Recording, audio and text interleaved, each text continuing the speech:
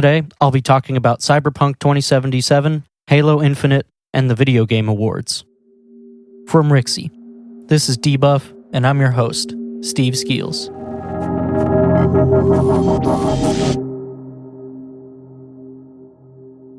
Eight years after the initial announcement trailer, and after multiple delays, CD Projekt Red's Cyberpunk 2077 finally released on December 10th for PC, Xbox One, PlayStation 4, and Stadia, with PS5 and Xbox Series versions coming out next year. Looking at the review scores, it's a bit of a mixed bag if you don't know what's going on with it. The game itself is apparently really good, especially if you're playing on a nice PC. Critics are rating it highly, and it currently has a Metacritic score of 90 on PC, but the user score is at a 6.8. The PS4 and Xbox One versions, however, are getting torn up with user scores of 2.7 and 3.5, respectively. There are not many critic scores yet for the console versions, as it seems that all review codes were sent out for PC. So let's get into the actual game a bit before we talk about some of these issues. As most people know by now, you control the character V, who is fully customizable, and you can select one of three starting paths, and work your way through the intro for that path. Eventually, this will converge on the main plotline, where you'll meet up with Keanu Reeves and deal with the many factions of Night City. Though the campaign isn't too long, it is apparently very well done, and of course there are tons of side quests to get lost in as well. Reviewers are praising the game's immersive world, with Night City itself being a very interactive and lived-in setting for the game. People are saying that the characters are memorable and pretty much all unique other than, of course, the generic NPCs running around the town. The combat is some fairly standard first-person shooter gameplay, with some decent melee options and some very cool weapons and cybernetic enhancements that set it apart from other RPG first-person shooters. Of course, it isn't very complicated, but I really haven't heard anything negative about the combat yet. And although the combat is FPS in style, the game is certainly still a full RPG experience. V can be built in a variety of different ways, with attribute points used to select the stats you want to focus on, and perks to really customize your gameplay experience. Like many games of its ilk, you often talk your way through scenarios instead of going in guns blazing, or you can take a stealthy approach and maybe hack your way into locations to accomplish your objective. And it's probably exactly what you'd expect, but that isn't a bad thing. It seems to do it very well. Again, overall, the game sounds like a good time, and it seems very ambitious. The only issues are really due to the bugs and performance, nothing with the game on its own in terms of narrative and gameplay. Of course, bugs are unfortunately expected in a lot of games at launch, especially open world games where there's just a ton of interactions for the quality control team to catch. I'm not sure that there is anything entirely game-breaking, at least from what I've heard, but here are some examples that I've been hearing a lot about. Signs displaying sample text, general clipping issues like characters and vehicles moving through walls, objects floating, missing characters, doors not opening, events not triggering correctly, loading saves not accurately returning to the same game state, like NPCs being replaced by other random NPCs, and tons more. Many of these that actually cause real issues with gameplay, such as certain NPCs not appearing where they should, seem to be fixed upon reloading, but it's just crazy how many bugs people are running into, not to mention the crashing, even on high-end PCs. However, most people seem to be enjoying the game regardless, though of course these bugs can cause frustration for sure. The main issue is that the game is performing pretty terribly on the base PlayStation 4 and Xbox One. Apparently the PS4 Pro and Xbox One X run a bit better, but they still have compromises. Digital Foundry did a breakdown, and they stated that the base PS4 runs between 720p and maxes out at 900p, while the Pro maxes out at 1188p and can get down to 972p. Frame rate can drop below 20 frames per second on both the base and the Pro models, especially when driving. And while the PS4 Pro certainly holds 30 FPS better most of the time, it's still not that great, and will certainly be noticeable even for people who claim that they don't normally care for frame rate. I definitely suggest checking out Digital Foundry's video if you plan on getting it for the last-gen consoles. They haven't done one for Xbox One yet, as of this recording, but I'm sure it's coming.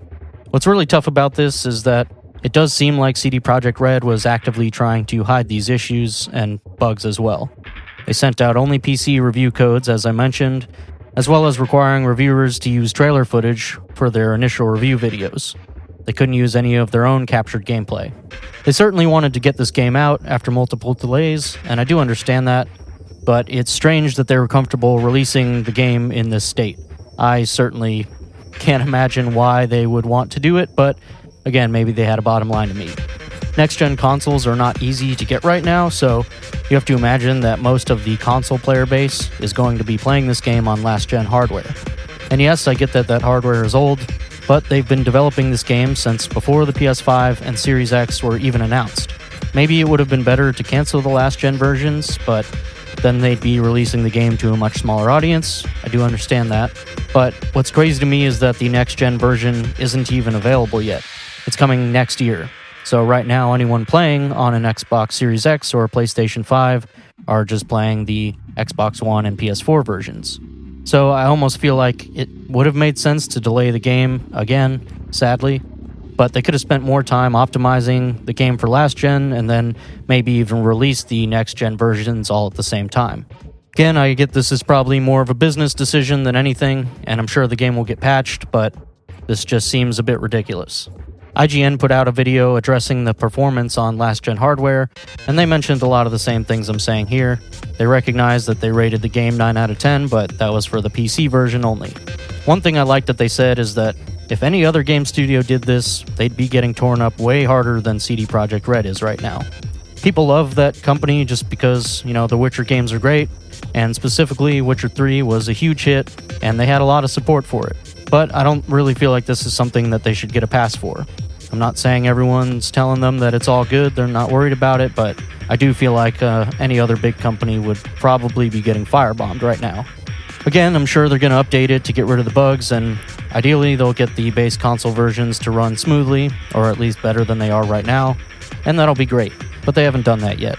Personally, I'm waiting to get the game until it has some of the bugs worked out, even though I'd probably get it for PC, I just don't really want to deal with all that right now. And I'm sure that you'll definitely want to wait if you're on last-gen hardware. If not, then pick it up. I'm pretty sure you get the upgraded PS5 and Xbox Series X versions when they come out, if you're still playing it by then. And of course, if you got a good PC, it'll probably play fine for you. But like I said, right now, I'm going to wait, and I think a lot of people are waiting even if they bought it. People are already trying to get their copies returned to Sony and Microsoft and Steam and all that, just because, unfortunately, the bugs and performance is not where people wanted it.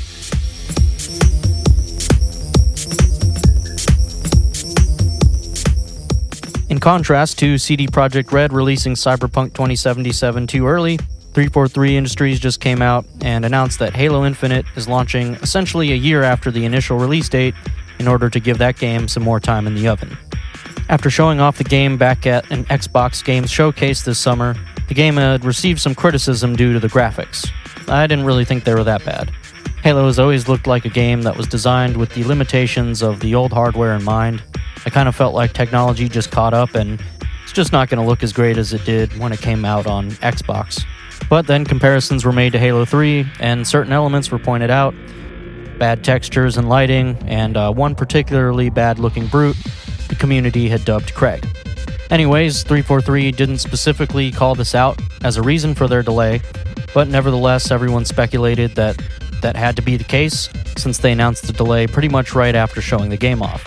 It just seemed like weird timing if it wasn't related to the blowback that they got. Now, in a recent blog post, 343 announced the new release will be in fall of 2021. They also went over much of the work being done to the game, mainly focusing on the graphics. They stated that they knew the graphical fidelity wasn't where they wanted it to be, and the fan feedback was humbling, which was essentially what they already knew. Everything that they were hearing pretty much aligned with what they thought at the time, at least as they say. And the demo was primarily to show off the gameplay, and it was still a work in progress, so they weren't really expecting it to be, the end released version as many people may have thought. The visuals are definitely getting improvements, and they even mentioned that Craig is getting some improvements. Apparently at the time, facial animation was not fully implemented, so that contributed to Craig's lifeless look. They're also adding more hairstyles and beards for brutes across the board, which I guess that's a neat touch. They did talk about how they want to bring back the classic Halo art style, and how player feedback on Halo 5 pushed them to get it right this time, keeping it true to its roots but with a modern take. They still have some work to do on the lighting, global illumination, and atmospherics, along with some final polishing on the art assets. Overall, looks like it's coming together well, And again, it's good that they're recognizing that the fans were unhappy with what they saw. After talking about the art, there was some discussion on the multiplayer side of Halo. As was announced before, the multiplayer will be free to play. They get a bit into the customization, saying that yes, there will be paid cosmetics. Previously, they mentioned that there will be no loot boxes, which they reiterate here as well. But they say even besides the paid cosmetics, you'll still be able to get things through parts of the game like the campaign and events that will be happening.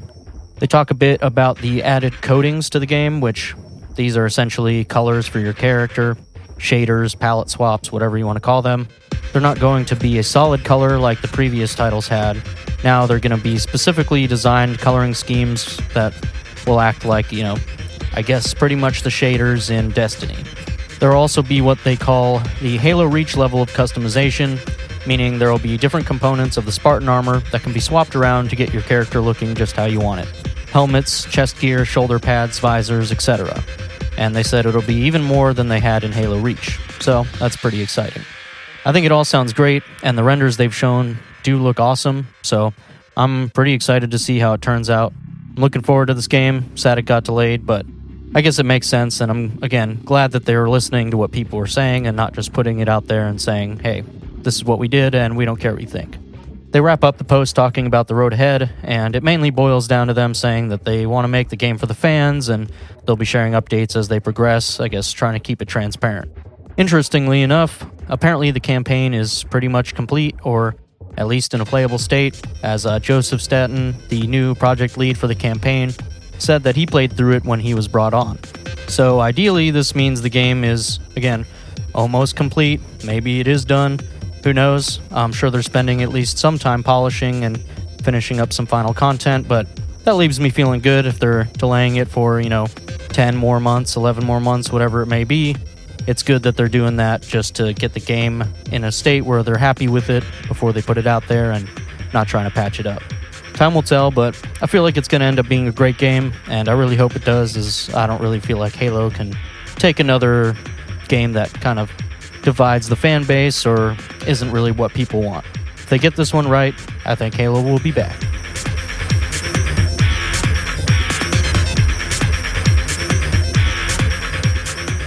The 2020 Video Game Awards was held on December 10th, and I thought this was pretty much the best one yet, despite disagreeing with some of the winners, though I get that's subjective. Overall, the show this year felt like it didn't have as much BS as previous years. There was pretty limited advertising, mostly good game announcements across the board, and the actual awards were well done despite having all the nominees on video calls. There was still some minor advertising that was a bit annoying, but I get they're going to have to do that in order to have these events, and some of it at least kind of makes sense, like the Pokemon Go sponsorship. My main issue is the same issue that I have every year. Some awards get given out in the pre-show as if they're side notes, and some are just rattled off, and they say congrats to the winners, moving on. Maybe some of them couldn't have been there to accept their awards, but it still feels awkward, especially when some of them are pretty big, like the one for Best Score in Music. Or all the esports ones, which I don't really care for personally, but they did like 5 in a row just to get them out of the way. Why even have them as categories if you're just going to do it like that? But I digress. Let's talk about the winners a bit, and then I'll get to some of my favorite game announcements.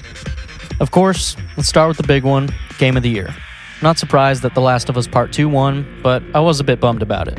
I liked the game, but it was very controversial, and even besides that, I don't really feel like the gameplay is doing anything new. The story is good, but it should win Best Narrative for that, which it did also win. It got quite a few rewards by the end, and I just knew there was no hope for any other game once we finally got to Game of the Year, which is a shame. I'd probably say Ghost of Tsushima was my favorite of the lineup, but really Animal Crossing should have won. I get this is not how they pick it, but there's going to be no other game that means as much to 2020 as Animal Crossing does. That game was a movement, and I think that's the game everyone will look back on 2020 as. Even if you didn't play it, you probably knew a ton of people that were. That's alright, Animal Crossing won Best Family Game, at the very least, which, let's be honest, it had no contest there. But just to go through some of the other categories real quick, let's talk about what The Last of Us won besides Game of the Year.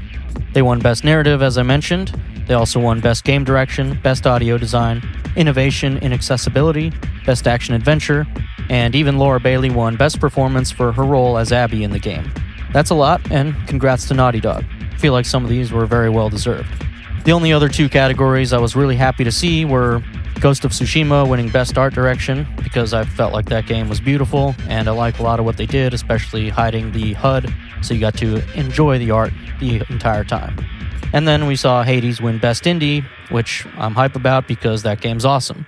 So there's some good choices there. It was also really cool to see Among Us win Best Mobile Game and Best Multiplayer Game.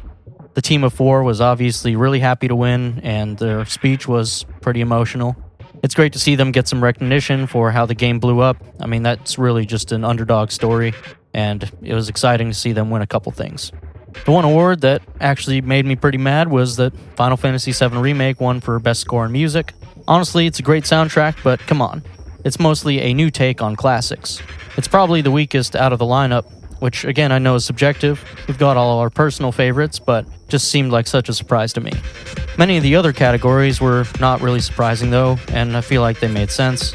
I was happy to see some of the announcements throughout the show, and I think they spiced it up pretty well, spreading out some games through, and it was good just to see the awards done well this year. Again, despite having everybody in on video calls with COVID and everything, I think they really did a good job.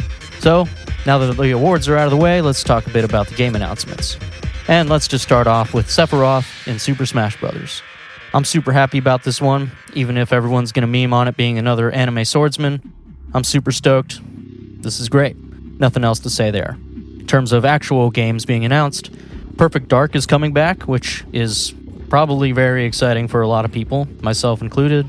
It's been so long, and I'm really hoping this turns out well. I'd love to see what a modern take on that series would look like nowadays. Another series making a return, though this time through a spiritual successor, is Left 4 Dead, with the announcement of a new game, Back 4 Blood. It's not Left 4 Dead, but it looks identical, and it's including some of the same zombies, so I don't know what to say other than we're getting another Left 4 Dead, and I'm hyped. Another game that might end up being a kind of spiritual successor is the Callisto Protocol, which is made by one of the creators of Dead Space. It's a horror sci-fi, though it won't be out until 2022, and we don't really know much about it, but I'm looking forward to it either way.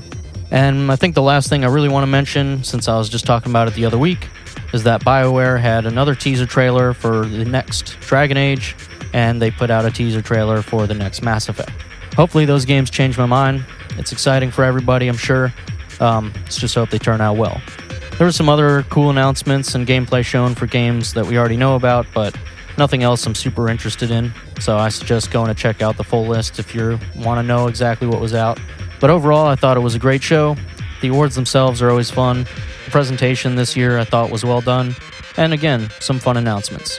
Jeff Keighley keeps trying to improve, and I do hope he can keep making them better every year, as this is becoming something that I do look forward to.